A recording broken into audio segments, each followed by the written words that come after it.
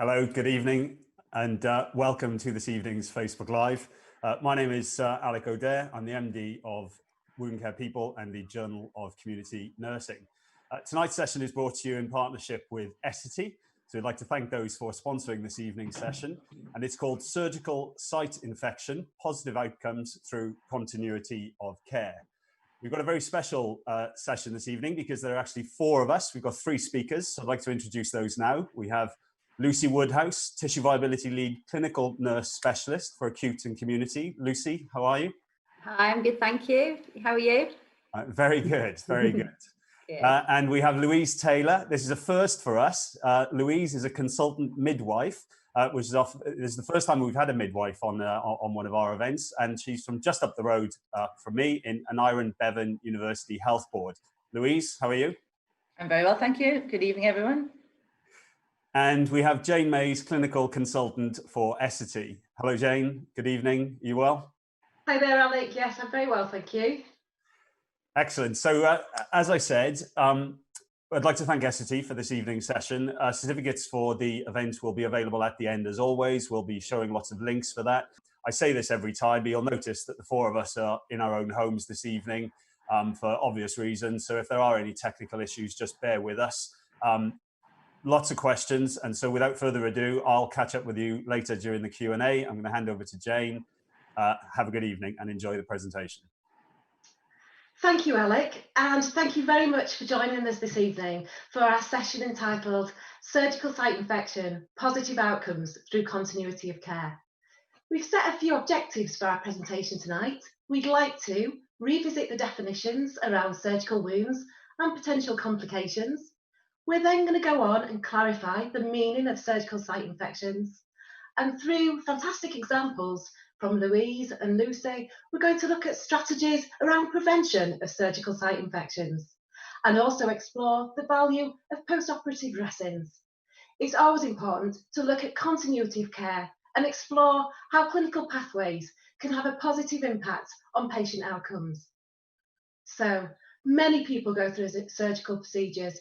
Millions of operations are performed each year. Behind every operation is a patient. Having surgery is a very emotional and physical experience, especially when it results in a surgical wound.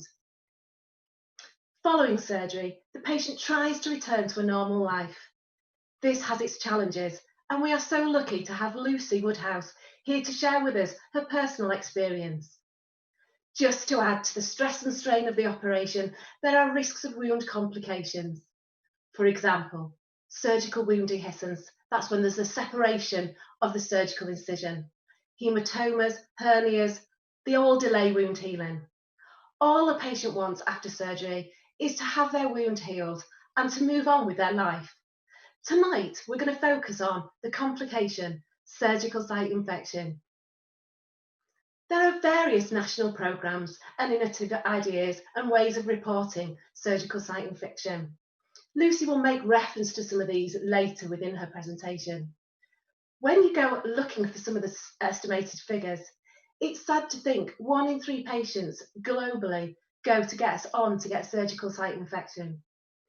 It is estimated that 50% of surgical site infections occur after discharge. Many surgical site infections, therefore, present themselves in the community. These may never be reported.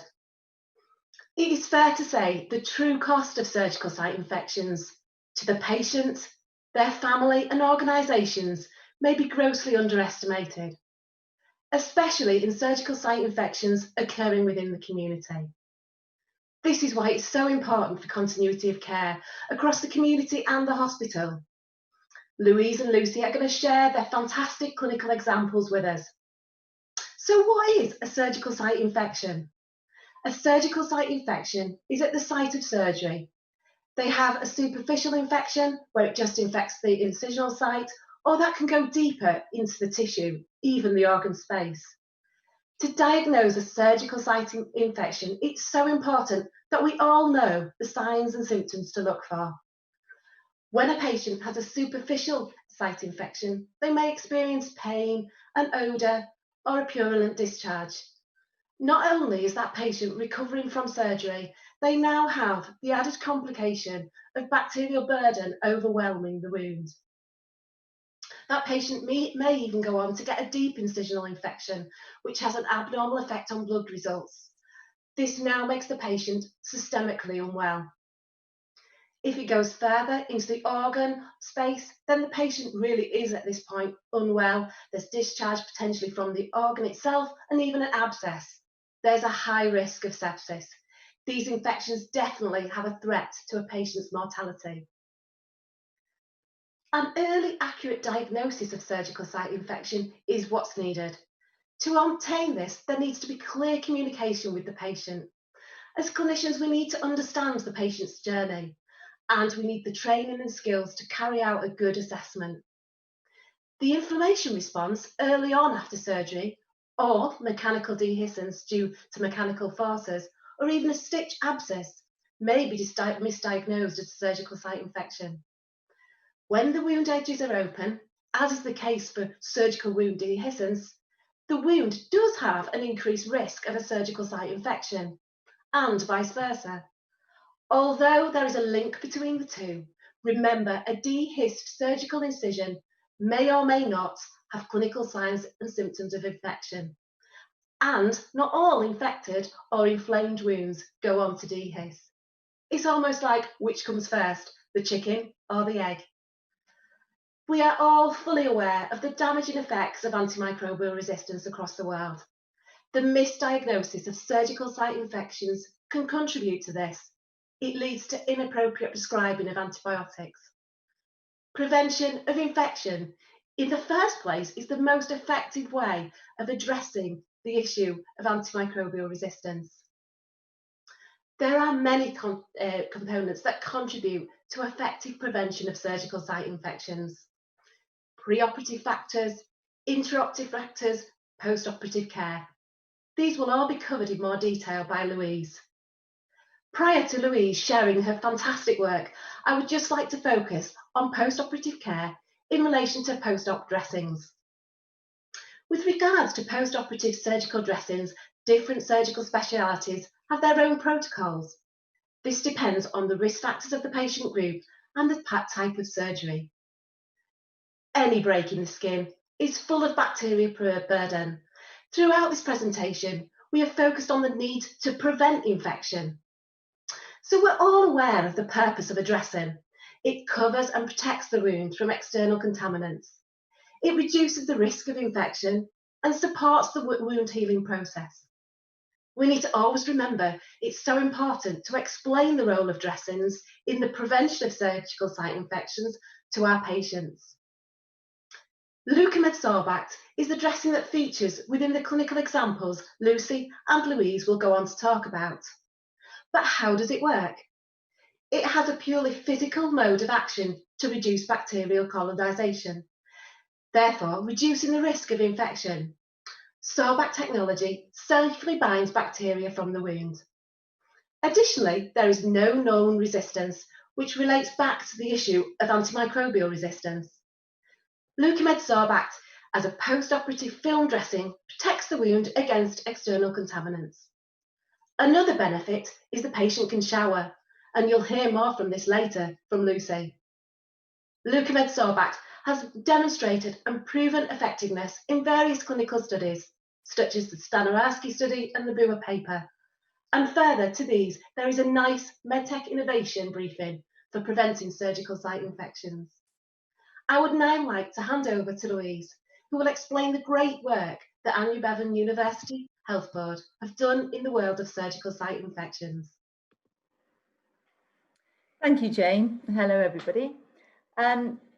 Just to put a little bit of context around caesarean section, it's major abdominal surgery, so therefore it carries quite a risk if patients do get an infection.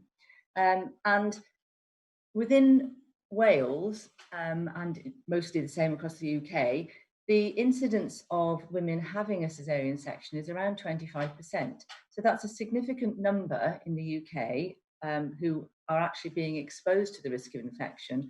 And even within my own health board, we have about 6,000 births a year.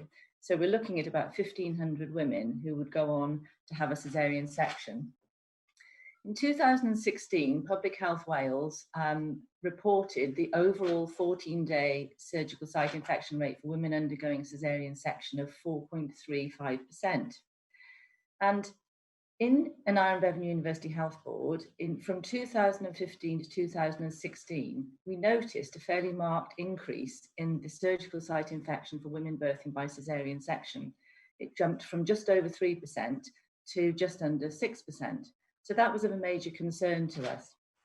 So we really wanted to look at really what might be causing that. And we knew that there were a number of demographic factors within our health board. We cover a very, very large geographical area in Wales, and we're in the southeast corner of Wales, and that includes quite a part of the Welsh valleys and also Newport City. So we knew that there were areas of some considerable deprivation where lifestyle factors may have contributed towards our increase in SSI rate. Most notably, what we found when we looked at all our statistics was that we'd had a fairly marked increase in women who are having a caesarean section and booking for maternity care with a BMI, a body mass index of over 30. And we know that when people have a raised body mass index, because of the place in which we do the caesarean section, which is down in the bikini line, this does give them a 2 to 3-fold increased chance of having a surgical site infection. So we decided to look at a number of ways in which we could improve the outcome for women having a caesarean section, and we basically looked at any preoperative factors, any post-operative care, and that included the choice of dressing, and also how we train our staff and the processes we have for recording the data. So with the preoperative care, we looked at the evidence around the skin preparation before surgery was reviewed. We'd used chlorhexidine wash for quite some time, but we'd used it quite liberally. And we then, because we'd put a lot of chlorhexidine wash on the abdomen, we'd actually wiped it off with usually an abdominal drape or something like abdominal mop, sorry, in order to make sure that it was dry. But in doing that, we recognized that we were actually wiping quite a lot of the microbial agent off. So we did some research into that. NICE were recommending that you left it to air dry. And so we did that, and we made sure that we weren't using quite so much, but we were actually making sure that it dried on the skin. We also, around the same time, looked at the drapes we were using, because although the drapes we'd always used had a fairly largish hole for obviously the abdomen for getting the baby out, what our existing drapes didn't do was that they didn't actually seal around the edge. So there was always that risk that any antibodies and any microbes that were around in the area could actually get in somehow that way. So we started using new drapes, which actually were adherent to the skin surrounding the incision site, and we found that quite helpful. When we actually looked at how we dealt with the wound after the operation, we wanted to be really clear with women about how they looked after their wounds, and also with midwives as well, to make sure that they were really giving the right advice to women. So we gave clear information about wound care to all women when they had their operation, and also then on discharge home, because as Jane said, an awful lot of the infections that we note are actually after discharge home. And women only stay in hospital after caesarean section for about 24, 48 hours these days. So it's really quite a short period of time in the hospital. The dressing that we chose to use, which I'll go on to in a minute, actually had recommendations with it that said that the dressing should stay on for 5 days. Traditionally, we'd always taken the dressing off after 24 hours to make sure that we could visualize the wound and make sure that it was clean and dry, and that it was there was no gaping. But actually, in doing that, we were probably exposing the wound to any microbes that were around. So we started to leave the dressing on for at least 4 to 5 days. Going back again to what Jane said about the misdiagnosis of wound infections, we had to remind our midwives and give them a lot of training, and this was a lot of pictorial sort of training as well, on actually visualizing what an infected wound looks like. So sometimes we were having surgical site infections reported where there'd been a red part of the wound, there'd been a bit of gaping, there'd been some serous fluid. And midwives were very good at taking swabs, but they weren't so good at following them up. What they tended to do was take the swab, initiate the antibiotics straight away by asking the GP to prescribe them, and then they wouldn't always go back and check that they were appropriately prescribing medication, because we didn't want the overuse of antibiotics, but also we wanted to make sure that where somebody's swab came back and they weren't needed, that we took them off those antibiotics, or again that we used the appropriate antibiotics for whatever microbe was around. So we reviewed all the dressings, and we were very keen to have something that was quite useful for women with a raised BMI, because we'd already identified that was an issue for us. So we chose Leukomed Sorbact, partly because of its bacteria binding properties, which Jane's already talked about, but also because we knew that it had good adherence and that we were hoping it would stick quite well on ladies with a large abdomen, and because the dressings in that area often tend to come off as people get warm. So we initially used the Leukomed Sorbact on our ladies over a BMI of 30, and then subsequently we took the decision to use them on all of our cesarean sections after 2018. Staff training was something that we felt very passionate about. We have 300 midwives in our health board, which probably doesn't sound like, to nurses, that probably doesn't sound like very many, but that's still quite a lot of people to train. So we made sure that we had wound care education for midwives and support workers on our internal mandatory study days.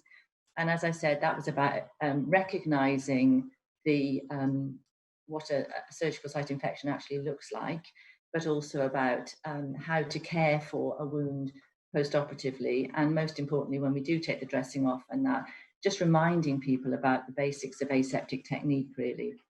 We also, at the same time, in the health board, had a mandatory electronic training package for aseptic non-touch technique, and that was across the whole health board, nurses and midwives. So that was quite a useful addition at the same time as we were doing some training. And then when we introduced Leukomed Sorbact, we were lucky that came included in the package was face-to-face training for all of our staff. So that was done actually in ward areas and while staff were on duty. So that was really quite helpful. So one thing that we were very keen to demonstrate when we were writing up the report for the journal was to actually look at the emotive effect of having a surgical site infection. And when women are having an infection after a cesarean section, what we have to remember is these are usually young, healthy women who are at a very joyous time in their lives. They're just about to become parents. And what they need to be able to do is to look after their baby, to bond with their baby, to be able to feed their baby, all of those things. And having a cesarean section wound infection can really affect all of that. So we decided to do a bit of a short survey on our maternity Facebook page, just to get some quotes from women and some information really about what it was like to have a surgical site infection. So some of the things women said was, I had a 2-year-old and a newborn to look after, so relied heavily on family to help me due to pain and appointments. I was put on 2 types of antibiotics following my cesarean section, but had developed an infection anyway. Bed transfers were the most difficult. I couldn't do this independently, so relied on my husband for assistance and to pass me the baby so that I could breastfeed her during the night. Another lady said, as a result, my husband had to take extra unpaid leave from work, which affected us financially. Another lady said, it just made me really worried and stressed. I struggled to breastfeed anyway and gave up while recovering from an infection. And lastly, it was very painful and limiting with trying to look after my babies, a lady that had twins, and hard to keep clean. So when commenting on after they'd recovered from the wound infection, one lady said, I felt okay once the infection had improved, but still had internal pain from the wound, a slow healing process, which was frustrating with a baby and a toddler. Another lady was very relieved, but also had some feelings of guilt that if they'd had a normal birth, she wouldn't have gone on to have an infection and would have been able to look after her baby better earlier. And what we experience as midwives is a lot of women do feel very guilty if they don't have the natural birth that is often put out there as being what women should expect. And although we're very passionate about natural birth, we need to make sure that people aren't going away feeling guilty because of things like a wound infection and all the rest. So that just adds to the psychological problems that people can have. Lastly, one lady said, I was prescribed some antibiotics from my midwife who'd swabbed my wound. Then it got much worse very quickly. I was checked and swabbed at the hospital. The midwives there were amazing, which is nice. Then once that swab came back, my midwife took action really quickly in getting me different antibiotics. She was brilliant. Having good care really helped me emotionally.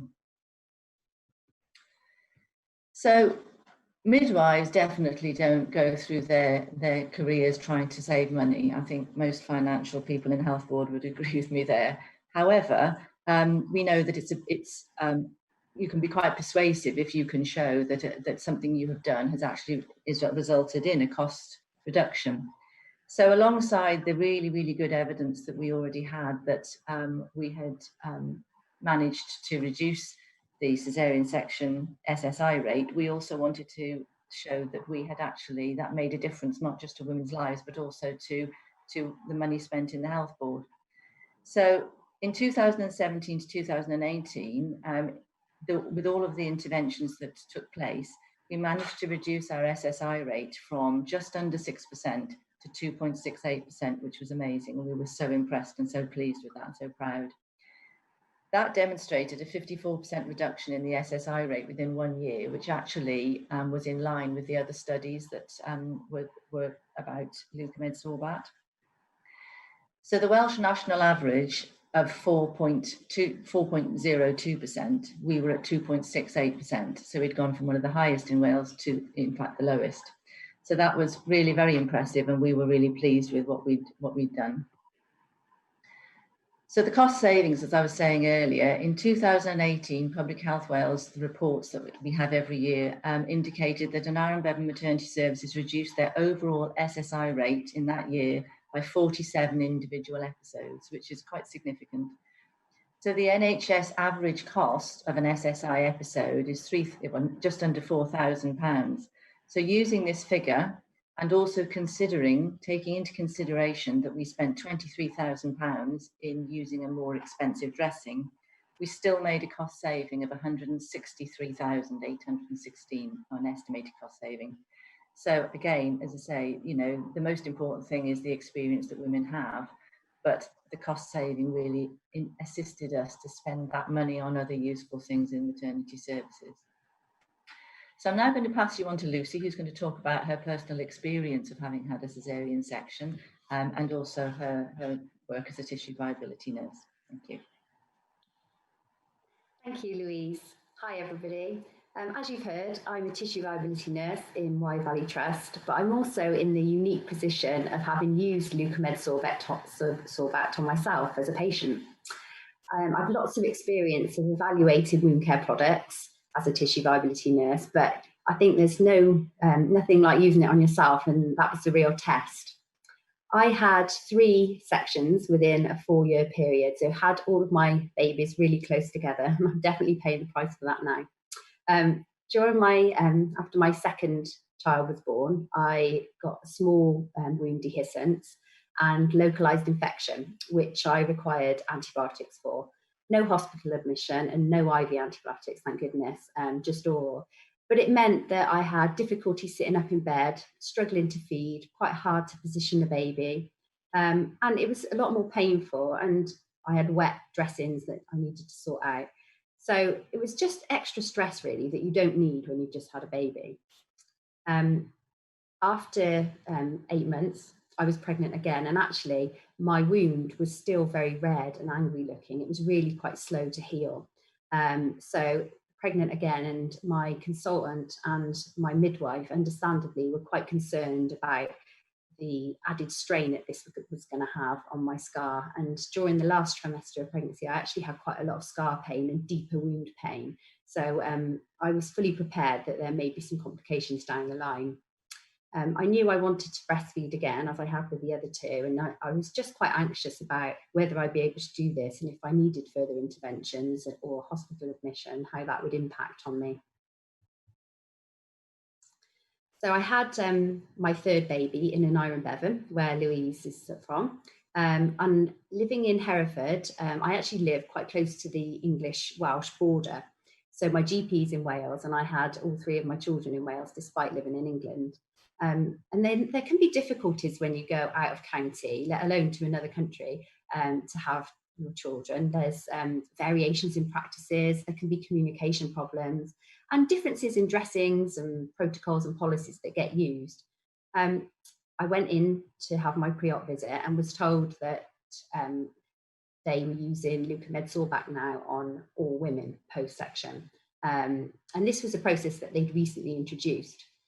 So we trialled Leukomed in Hereford, obviously not on myself, but it was really interesting to hear that they were using that. And I was interested to see how it would perform, and was fully prepared that it might not have been man enough, if you like, for my third section, but it was fantastic. The staff in Aneurin Bevan were all very positive about the dressing, and actually, as Louise said, I was given an information leaflet. Everybody knew the process really well and spoke very positively about it. I want to mention the value of continuity of care and its importance. Edwards stated in 2019 that continuity of surgical site management post-discharge is key. However, colleagues in primary and community care often report difficulties in obtaining surgical expertise once the patient's been discharged.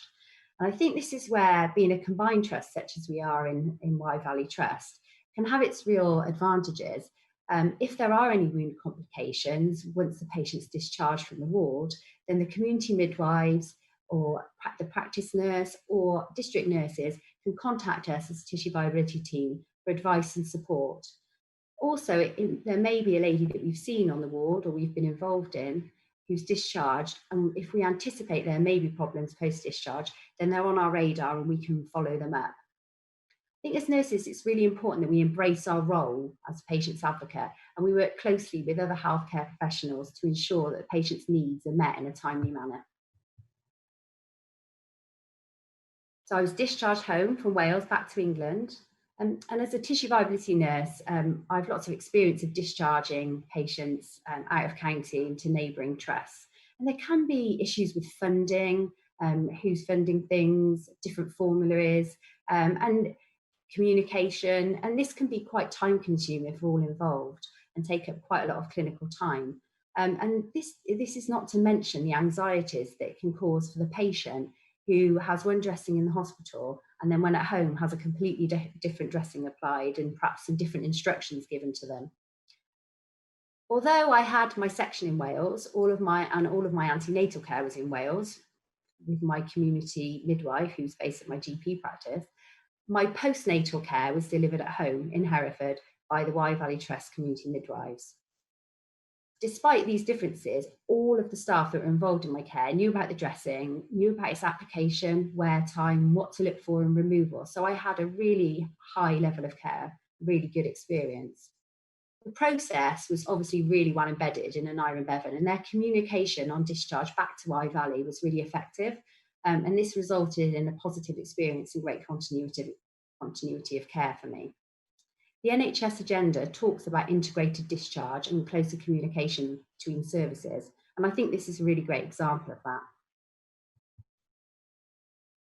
So back to the family. It was really quite an unsettling time for the other two who were still so young. And Finn was actually only 16 months old and Isla, I'd just turned 3. Ivy cried, the baby cried a lot when we got home. It was a really busy house, fraught with emotion, so no time for resting. As nurses, we are measured on our performance indicators, so healing rates, infection rates, and all those quantifiable outcomes. But quality of life is so massively underestimated, but so important. Those first few weeks and months after having a baby are such an important time with mum and baby bonding, family dynamics changing, and trying to establish a routine and new way of life. Ivy was born with a tongue tie, so feeding was really difficult, and it wasn't picked up for 2 or 3 weeks. So for those first couple of weeks, it was quite a stressful time and trying to work out what was wrong. We had lots of appointments with feeding specialists and lots of involvement from different people. She was also really sick, so I was in the shower a lot, covered in vomit. So I was really thankful actually that the Leukomed Sorbact dressing was shower-proof, and I didn't have to carry anything else in with me or try and cover it up when I was having a shower. I just didn't need to worry about that. I think, you know, it was really important for me that I could keep things as normal as possible for the other two who were already feeling under strain from having this new screaming little being thrown into the household.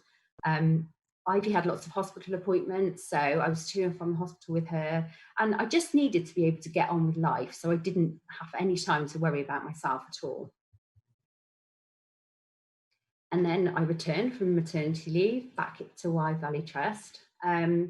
And not long after I returned, we had 3 referrals to tissue viability from maternity ward for young mums who developed SSIs. And it was over quite a short space of time. And for us as tissue viability nurses, it was quite unusual to have to go to maternity. We didn't do it very often. And on those rare occasions that we had, it was because there had been quite a significant dehiscence and the woundage required either packing or opening up and negative pressure applying. So the 2 patients I saw, one, they were both young healthy women, first-time mums. The one had been readmitted for IV antibiotics. She had a wound dehiscence, and she'd actually had to stop breastfeeding because she was unable to hold the baby. She's in such a lot of pain and just felt so awful. And she was really upset and felt quite guilty about it all, which was really sad to see. And the other one was very traumatized. She had a very large dehiscence, and she had vowed she was never having any more children. So I think, you know, the consequences for the patient of getting an SI are so massive, and it's something that as health professionals, I think we really need to be aware of. Patients' journeys can be ruined and left as a really negative experience when it should be one of the happiest times of someone's life. As Jane said earlier, it's estimated that SSIs can affect up to 1 in 3 people undergoing surgery globally. So we knew as a tissue viability team 3 wasn't a particularly high number, but we felt that if we could formalise that best evidence-based care that was being done so that it happened for every patient every time, then we'd see improved outcomes. And we felt the best way to do this was by introducing a really robust clinical pathway. We had a basic pathway in place, which consisted of a film and pad for those really low-risk women, or disposable negative pressure for the higher risk category. But there was nothing for those moderate risk patients, and we felt it would be good to include an antimicrobial dressing to use prophylactically to prevent that situation I just described where it's a large dehiscence and we're having to pack it or open up and apply negative pressure. We trialled Leukomed previously and had some great results. So actually that seemed like the perfect fit to add to a pathway. We know that standardised education is lacking for clinicians involved in dressing surgical wounds. Therefore, staff training and education is of paramount importance, with early diagnosis being key to avoid further deterioration and complications. It's actually estimated that nearly 50% of SSIs could be prevented by following evidence-based guidelines. So by providing staff with educational materials, pathways, tools, and further education, this can really help ensure that staff feel empowered to identify those wound complications early and manage them and act accordingly. This for us further reinforced the need for a pathway. So we developed the pathway really based on the referrals we had from tissue viability and feedback on the current dressings that were being used. The obs and gynae consultants participated in the evaluation along with the midwives, of course, and then also in the development of the clinical pathway. So it was a real collaborative effort from the midwifery team, midwifery matron, tissue viability nurses and the consultants. And SOT helped with the rollout programme and provided any training that was needed in both acute and community. The main driver for us to develop the pathway was the need to minimise variation in practice and ensure that the right dressing was applied at the right time to prevent complications down the line. And this ties in with the Getting It Right First Time programme, or GIRF. So following evidence of a lack of awareness of SSIs, the GIRF programme was established, and that was in 2017. The GIRF SSI audits engage clinicians in data collection and explore those variations in surgical practice. But despite all these programmes, there's still considerable variation, and this can lead to increased costs and extended healing times. So this was our pathway. We got lots of feedback and comments throughout the development of it and all through the process. And it was amended several times until everyone was happy with it and everyone felt it was right. One of the examples was that one of the consultants felt it was really important to specify that all emergency sections with a BMI of less than 45 should have Leukomed applied and fall into the at-risk category, rather than them being a low risk and just having a film and pad applied. And that's the pinky red box at the top. And this was really because their findings were that those women who underwent emergency sections as opposed to planned sections were more risk of developing SSIs. It's quite a varied pathway, but we really wanted to encompass the individual needs of all the patients. And we wanted it to be a really useful tool and guide to midwives who may not have as much wound care experience. So we included guidance on what to do after they remove the dressing at day 5. So depending on what they saw, and a bit of guidance around where they go from there. As I said, we're a combined acute and community trust, which makes discharge a much smoother process. It's easy for communication because we know most of the staff in the community and acute, so you know who to get hold of. And it's easier to follow up patients. There's the same pathway is used across both settings. So the pathway starts in the hospital and transitions through with the patient to go home. And there's the same access to dressings. Public Health England and GIRF only report on hospital data. Therefore, the true cost of SSI to the patient, family and healthcare trusts is hugely underestimated. And this is because infections occur quite often in the community setting once the patient's gone home. Having said this, since we've introduced the pathway this year, we've had no reported SSIs, so we're really pleased about that. I'm going to hand you back now to Jane to conclude the session. Thank you, Lucy. I personally would like to thank both Lucy and Louise for giving us great examples of quality of care. There's nothing more valuable than learning from our colleagues, and I've definitely learned a lot today from them both. If you'd like further information on best practice post-operative wound care, pathways, or read more about Louise's ABUHB method, then please contact Essity or the JCN. But let's just summarise now what we've learned today. So we've explored innovative technology that can be used to prevent SSIs. We've seen the great work from Louise in Anya and Bevan. Now we've looked at that, the experience of what Lucy's been through and the work that she's done in Wye Valley. How continuity and training and consistency can really deliver best practice to our patients. We've recapped on the need for accurate assessment and diagnosis. And we've reinforced the value of clear communication, integrated working between acute and community teams in preventing and managing surgical site infections in the community. We've looked at how effective clinical pathways are at guiding appropriate, clear patient management plans. So thank you for joining us on our education session. I'd like to hand you now back to Alec. Ladies, thank you very much. So first and foremost, I think you did a fantastic job, because I know that as first-time speakers, we were all discussing how nerve-wracking this can actually be. I think you were brilliant. A special thank you to Louise, who brought an additional guest. The fly that we were talking about earlier landed on your screen halfway through. You probably wouldn't have noticed, but we certainly did. So congratulations for that. So we've had lots and lots of questions and lots of comments. One comment in particular that seemed to crop up quite a few times, which was that when midwives who either are or previously had been midwives who have joined us this evening, quite a few in one way or another have mentioned the fact that they didn't have any training around C-section wound infections. So I just wonder whether that's typical. for wound management to be part of the midwifery course, Louise?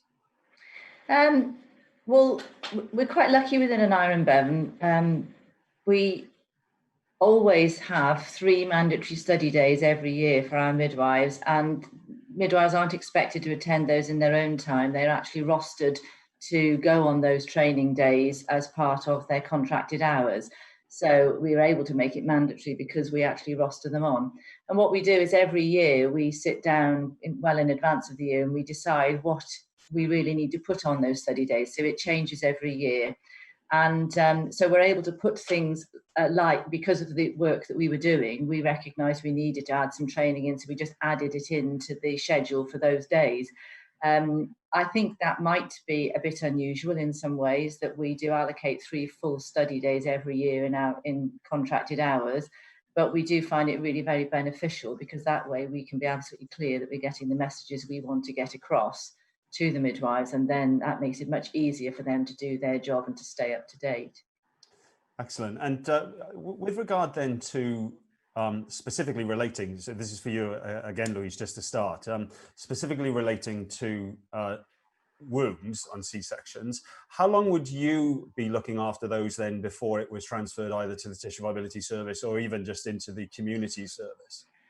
Well, as I said in my presentation, we don't keep women in for very long in the hospital. So actually in our sort of hospital setting, we probably only care for these women for about 24 to 48 hours. And most of the time, any infection hasn't shown up at that point. So they're already under the care of the community midwife by the time that becomes fairly obvious. Now, we are quite lucky that with SSIs, they sort of can be superficial or they can be deep tissue. And it's only a fairly small percentage of the infections that we have that are deep tissue. If they're deep tissue, they become much more problematic, and we do include our tissue viability nurses in that care. But most of the time, they can be dealt with by the community midwife and the GP, and actually a cure is sort of found without them having to have a hospital stay. Sometimes they come in and they just get assessed and sent back home in our day assessment unit, but most of the time it doesn't necessarily require a lot of hospital care, which is quite good. I guess that what I was trying to get at, maybe Lucy could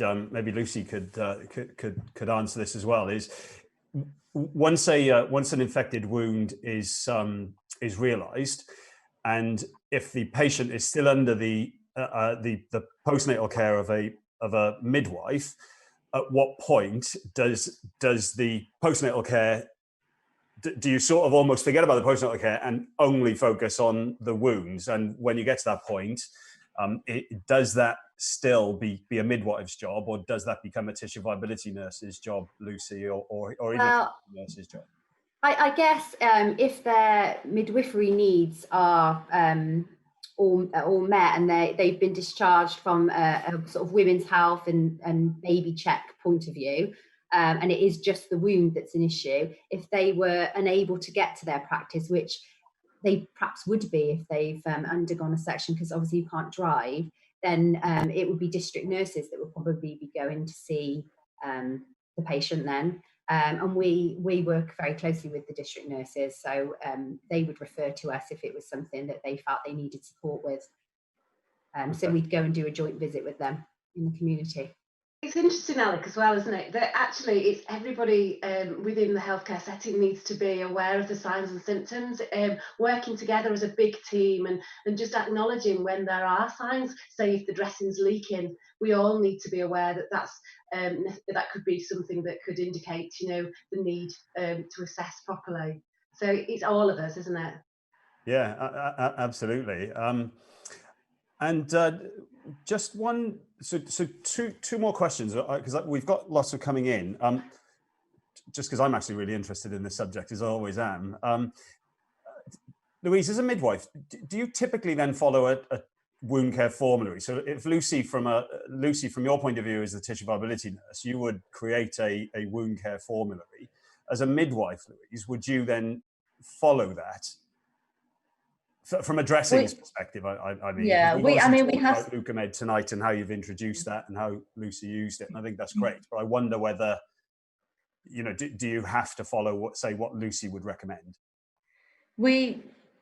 In midwifery, we do tend to follow a lot of the health board care bundles. We call them care bundles in Wales because we like to be different. But so we have care bundles for all sorts of things. And we don't actually specifically have a care bundle for wound care. But what we do have is sort of a standard operating procedure. So that's very much set within our maternity service, and there is probably a different one for nursing. But there are many crossovers between nursing and midwifery for other things. But with wound care, no, we have our own standard procedures that we use, and I think the work we've done in the last few years has probably made that a lot clearer for midwives as to what exactly should be done. I think probably predating that, people did, depending on how many years they'd been qualified, they probably did what they were most used to doing, and they had their own standard practice. Whereas a bit, as Lucy said, really what her I know it's not a care bundle, but I can't think of what it was. Pathway, that was it. Let's stick with care bundle. What her pathway did was it actually standardised the care, and I think that is a really important thing that we're always striving to do these days, is to standardise what everybody does. So you haven't got people just doing what they feel like doing because they have a different opinion. It's very much evidence-based, and it's what we expect of everybody, and that way we get a much better outcome for everybody. And it's just like Jane just said around you know, everybody in all different areas all working together. So I think if you've got sort of standardized care, then it makes it certainly makes things a bit easier. I'm going to move over to the questions that we've had come from the audience tonight. Otherwise I'll just keep you chatting for the next half an hour. So we've had one here. I'm just going to open it, and maybe you can just tell me who would prefer to answer it.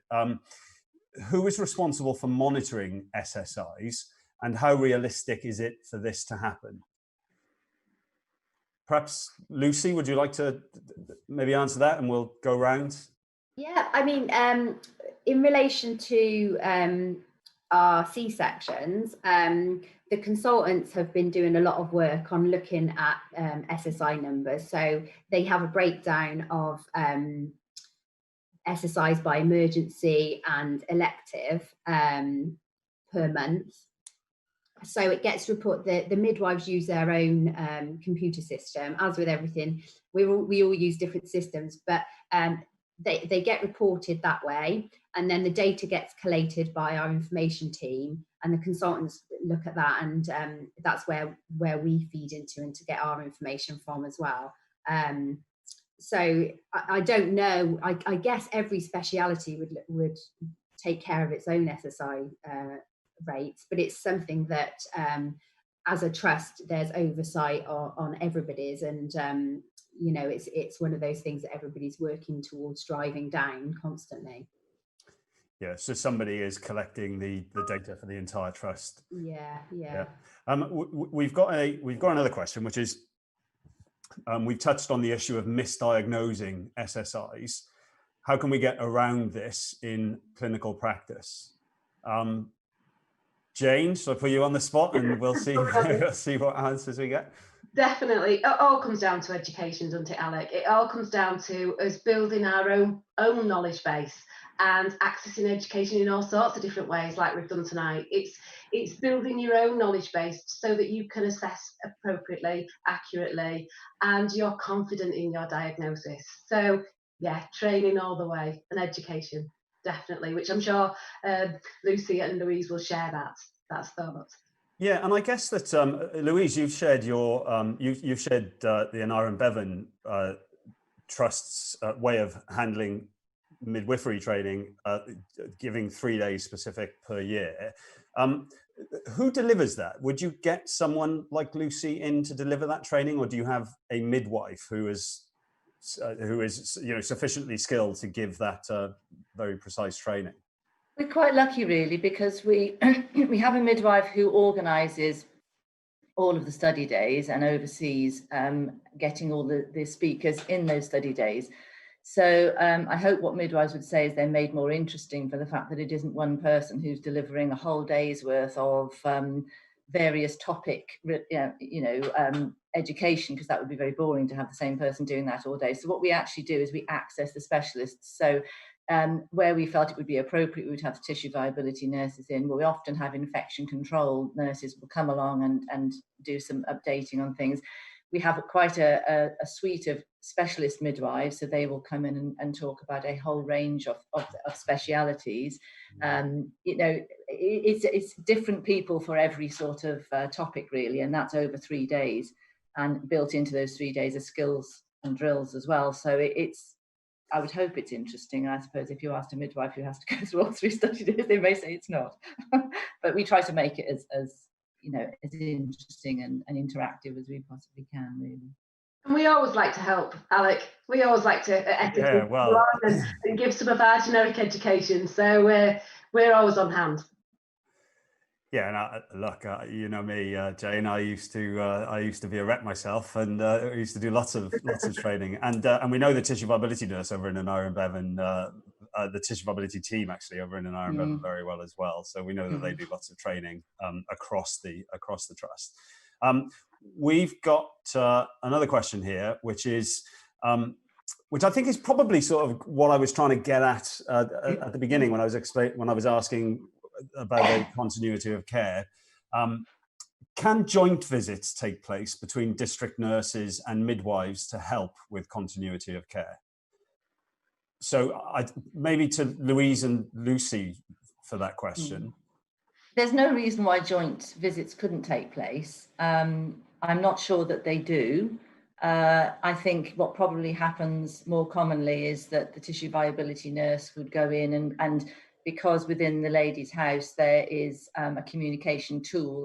There's her post-operative, her postnatal notes, which everybody writes in to communicate with anybody else who goes in, including the health visitor. I think it would probably be more common that they would go in individually, but would communicate with each other through those notes, or you know, actually speak to each other on the phone. It is quite unusual for us to have to include tissue viability nurses, and sometimes they are included a little bit further down the line because a wound really will not heal. So I don't know of any instances where they've gone and done joint visits. There's no reason why they can't, but I suspect they don't. No. Okay. Yeah, I would agree. I think since I've been at Wye Valley, I certainly haven't. And you know, as I said earlier, as a tissue viability team, it's quite rare that we get involved, really. And when we do, it's because it's pretty bad. And it's deteriorated to the point that, you know, community nurses or practice nurses or midwives can't manage it, and they're seeking further advice, really. A trust that I worked previously, we did get involved, and actually we did have a really multidisciplinary approach. So it's community nurses and the midwife and myself were at the patient's house, and this was several weeks down the line, and there was no improvement, and in fact it was becoming quite problematic and really affecting her psychologically as well. So we were involved then, but no, it's rare. But you know, there's no reason why it couldn't happen if it needed to. Good. So Jane, I've got a question of my own for you, if you don't mind. With regard to the, we've been talking a lot about Leukomed this evening. Yeah. And we've been talking about it in context specifically with using it for C-section wounds, but I assume that it's for all types of post-surgical wounds. Yes, absolutely. We've got a suite of evidence around its use on different types of surgical wounds, from vascular right through to obviously what we've presented tonight. So yeah, the technology, the way it works, it binds bacteria. It's there for prevention of all types of surgical site infection. And it's a fairly unique dressing because typically for SSI, certainly years ago when I was in that arena, hydrocolloids were used quite a lot, and I think they probably still are, I'm sure. But this isn't actually a hydrocolloid as such. It's a unique dressing in its own right. Yeah, it's binding bacteria. So it's a whole new way of working in our minds, because we're used to killing bacteria. This actually binds bacteria, the technology does. So obviously lowering the bacterial burden within the wound and allowing the patient's own immunity then to get on top of what's there. So it's going to prevent infection and also manage and treat infection when high levels of bacteria are there and you're moving towards local infection, superficial incisional site infection. So yes, definitely a different type of technology. Brilliant. Well, there's going to be plenty of information that is available via our website and via the concierge service from Essity. I'd like to thank Jane, Louise and Lucy for presenting this evening. Lucy, can I just say that it's really, really special and brave to not just present live for the first time, but to give such a personal story. So just an extra special thank you from me for doing that. Thank you. It was very special to hear your personal experiences and how it impacted your decisions with regard to surgical site infections. Louise and Jane, thank you again. Thank you everybody for watching. There should be some links available now on the screen. Certificates you'll be able to download by clicking on the link that is on the screen. There's also a concierge email address if you do want any information with regard to the content of tonight's presentation. Then you can get that directly from Essity, or you can contact us in the usual ways. If you missed any of the presentations, sometimes people join a little late, then the whole thing will be available on our website and available via our Facebook page in about an hour's time. So if you do want to rewatch it, then feel free to do that. Thank you very much for joining us again, and good night, everybody.